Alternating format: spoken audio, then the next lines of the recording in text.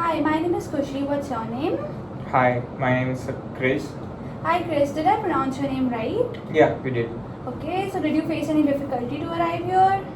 No, I didn't. Okay, I see. So, firstly, I'd like to welcome you. In this session, I'm going to review your intake form that you provided me, and I'm going to ask you more probing questions so that with the intention to get you know better even more and to dive into your problems and pertaining issues so that I get more insights about that. Okay.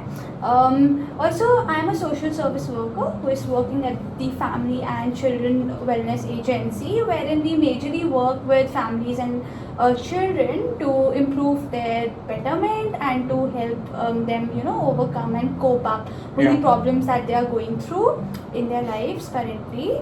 Also, Chris, I want to ask you: are you aware about confidentiality? Do you know what's confidentiality?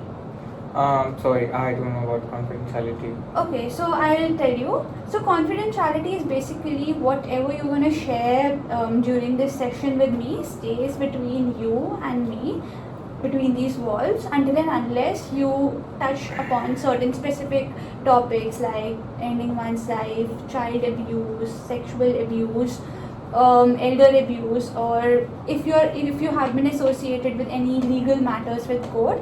In those cases, I have to breach the confidentiality with the supervisors of this agency. I just wanted to keep you informed about this. Yeah. Okay. Okay. Do you have any questions before we start off the session? No. All right.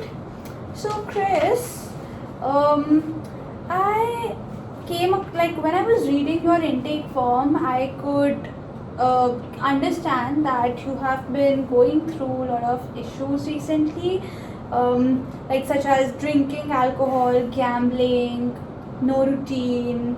Your wife Rebecca passed away. I feel really sorry about that. It's okay. I understand that what you must have been going through. You have been in debt. There are housing and eviction issues as well. So, how do you feel about your current role as a parent, Chris?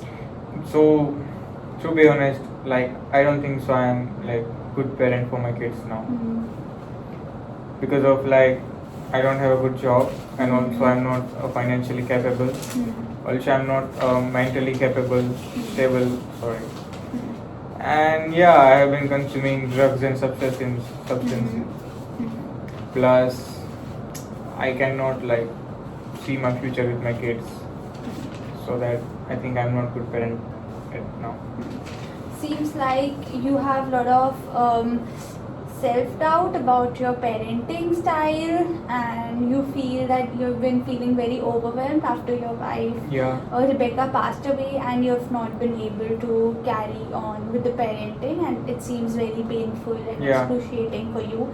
I totally understand, and I feel very sorry about that, Chris. So, what paths do you find most challenging? Paths like managing my kids' academics and like housing.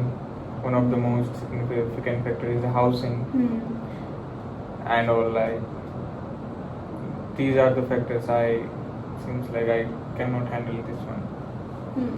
Seems like housing is one of the presenting issues that you have been going through recently, and I can totally understand that how overwhelming it must be for you to deal with this presenting issue and with this problem currently. I totally understand that. So what do you think are your strengths in middle of all these crises that you've been going through? When it's come to strengths, I don't think so I have any strengths now. Also, I don't have any like strong social support. When I feel low, I prefer to like playing games and doing gambling and all. So yeah, it's all about the strengths. Seems like playing games and gambling are your informal supports that you rely upon for your happiness. Other than that, in your past, like what kinds of supports you had that you used to rely upon? Like I had my good family with my 2 kids and my wife. I was totally rely on them, but after that car accident, I like I didn't get any strength and all. How do you feel when you spend your time with kids?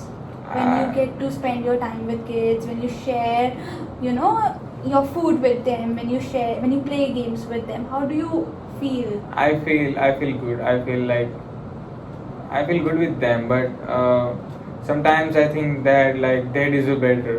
That is a better atmosphere than I'm living here now. But I understand and I see that your face lit up when you talked about your kids, that you feel good. There's this sense of happiness, there's this sense of endorphin release when you talk about your kids. So I'm sure, we'll work our way through during the entire session and we'll navigate the way throughout your problems. So Chris, can you tell me more about how you have been managing since Rebecca's passing away? Like at starting time, Rebecca's parents told me about like I could go there and stay with them, and also they decided to take care of my kids. But that was the social support that I got firstly. But after that, I thought I couldn't go there, and after that, like I've been facing lots of trouble after that car accident. So yeah, that's it. So, did you access any formal support services? Like here you mentioned you went to hospice after your wife passed away and you attended Triple P parenting program for 1 year. So, when you attended these kind of programs and services, did you find these services helpful? If yes, how did it help you? If no, what do you think? How could it be better? Like for that parenting agency, I started with like group therapy with my kids. Okay. But they told me about like I need to go for individual therapy, and on that therapy sessions they told me about like parenting styles and all. But I was rarely attending that meetings, but because of like I didn't have time and also I didn't have guts to go there. Why do you think you couldn't fetch time to attend those therapy sessions? Because initially I believe they were turning out to be helpful. So yeah. I thought like I could not able to be a parent now. So that's the reason that I missed the majority of meetings with the counselors then. Yeah, I totally understand. I understand that where that's coming from, Chris. So what do you think makes your mood better? As I mentioned earlier, whenever I feel low, I started video games and gambling. Sometimes I drink alcohol. Sometimes I use drugs. So on the like couple of months ago, I started like overdose of opioids. So yeah, that was the old option for me to overcome my stress. You also mentioned that there are certain things that makes you feel even more happier and gives you enjoyment, like for instance gardening, playing board games with kids, working hard and getting dirty, watching television with your kids, taking Ben to work with you and teaching him things. So during this time frame, have you been applying these things even now, or relying on opioids is the only thing? Gambling, opioids are the things that you rely on? You are right at last. Like I was not like attending all that happiness things with my kids. I was only rely on substances. Okay. Yeah. I see. So you you mentioned that you started your own your business, which turned out to be successful during your college times, even though you didn't go college and you haven't been able to fix things and do a great job. But you've been very hardworking. I understand the dynamics of business, how much it takes to, establish something big, to build something big. So I feel that is one of your strengths, that you are very hardworking, that you are very dedicated and a very diligent person. So what are the areas of life that you find the most challenging, that causes you stress? Areas of challenging, Yeah. like fulfill my kids' expectations, providing them a good house, good financial, a good shelter. Yeah. That was the like significant things that I find challenging. Also now. And in contrast, I'd like to ask you, what is your hope for the future? Like, what would a positive future look like for you? Positive future Yeah. for me is like my future. My kids will go in a good school with Yeah. a good. They will take a good meal 3 times in a day. They will get good housing.